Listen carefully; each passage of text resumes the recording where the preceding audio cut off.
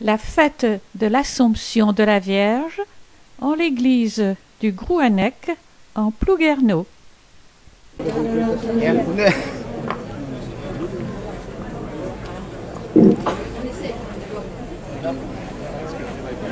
Bonjour monsieur, nous sommes le 15 août 2010. Oui.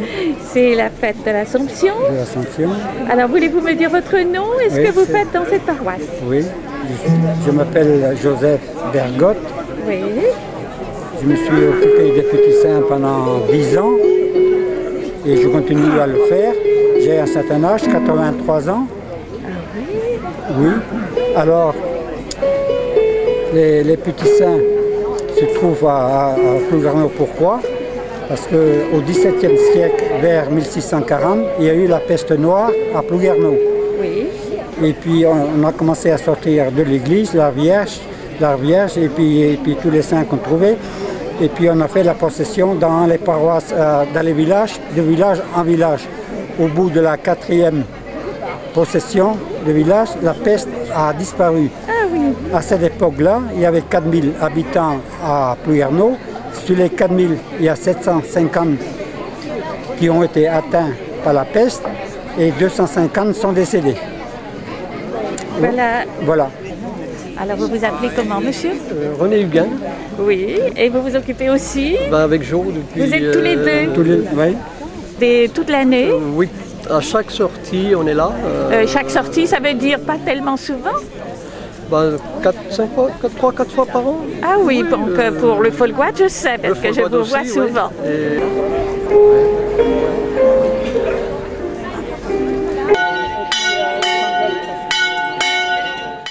Bienvenue à vous tous en ce dimanche où nous fêtons l'Assomption de la Vierge Marie. Ce 15 août est l'occasion de pèlerinage dans les sanctuaires dédiés à la Vierge Marie, comme c'est le cas ici, à Notre-Dame du Grouannec. Bienvenue. Vous qui êtes en famille, en vacances, nous sommes rassemblés en église pour chanter avec Marie la joie d'être aimé de Dieu, d'accueillir son Fils. Claude Chapalin, faut-il le présenter, qui a quitté cette paroisse quand j'y suis arrivé il y a 6 ans.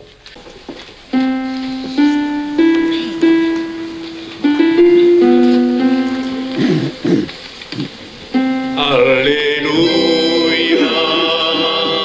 Alléluia, Alléluia, Alléluia,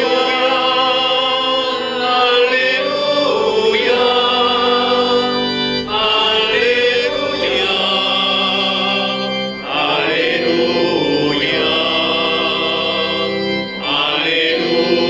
Alléluia. Avant un bref commentaire des paroles de l'Écriture que nous avons entendues, je voudrais remercier Christian de son invitation. Je suis très heureux d'être au milieu de vous après 15 années de ce qui est devenu une tradition à Plouguerneau, mais qui s'inscrit, je dirais, dans la grande tradition de chez nous. Ce pardon de Notre-Dame du Grouannec est en même temps devenu le pardon de l'ensemble paroissial. Tout à l'heure, nous allons traverser tout le pays, depuis ici le Grouannec jusqu'aux confins de l'Ilia. Nous honorons bien sûr la Vierge Marie, Notre-Dame du Grouannec, Notre-Dame du Traon, Notre-Dame de l'Ilia. Mais c'est surtout une fête que nous sommes invités, je dirais, à vivre au cœur de notre année. Et là, nous sommes dans la grande tradition qui faisait autrefois que le pardon était le jour où tous les clans de la paroisse se réunissaient pour un jour de fête, pour un jour de pardon.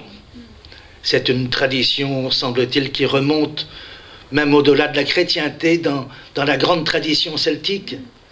Et ce jour du pardon doit rester ce jour où l'on se retrouve en famille, où l'on se retrouve avec le voisinage, où on se retrouve avec ceux que l'on côtoie sans peut-être trop les rencontrer au long de l'année.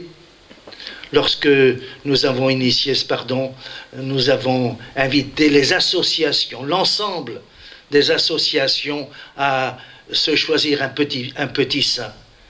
Que ce soit les pompiers, je me souviens, qui étaient venus la première année en grand uniforme, jusqu'aux associations de quartier ou de famille. Et je crois que nous nous situons là, dans la grande tradition. Je sais que la plupart d'entre vous ici, si vous êtes là, c'est parce que vous avez une attache territoriale ou familiale ou amicale avec Plouguerneau. Et le chemin fait ensemble, pour ceux qui le peuvent, est un temps en même temps de retrouvailles, de bavardage, de prière, dans une ambiance qui nous mène d'une chapelle à l'autre. Et que nous faisons aussi sur les traces et sur les pas de Don Michel de Noblesse. Nous serons tout à l'heure à Kérouderne, qui est le lieu où il est né.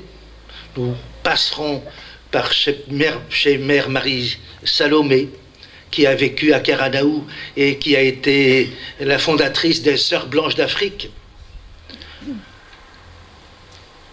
À Saint-Laurent, nous retrouverons les anciens, ceux de la maison de retraite et ceux du bourg qui n'ont pas fait venir jusqu'ici, tant de retrouvailles paroissiales. Et puis, à Éliscose, je sais que maintenant les gens sont en train de faire le tapis pour accueillir la procession.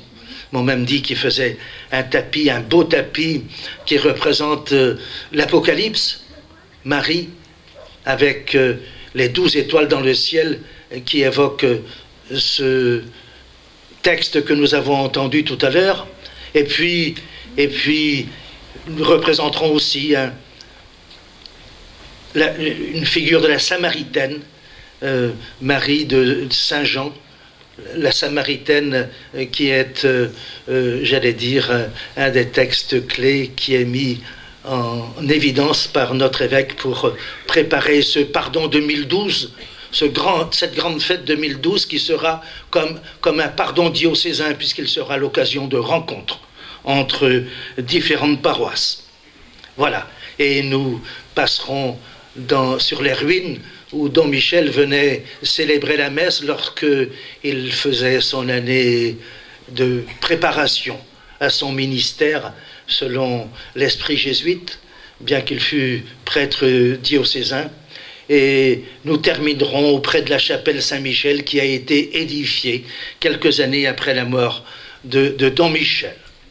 Et c'est ensemble, avec les petits saints marchant à notre hauteur, que nous sommes invités à prendre symboliquement la route qui nous mène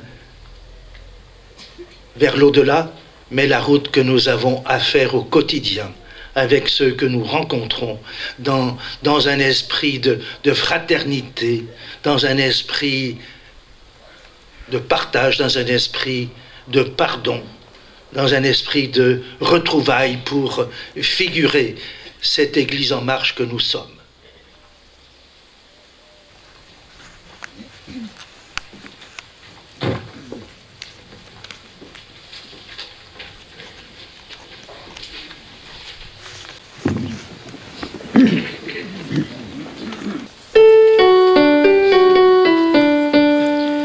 Credo in unum Deum, Patrem omnipotentem, factorem celi et terrae, visibilium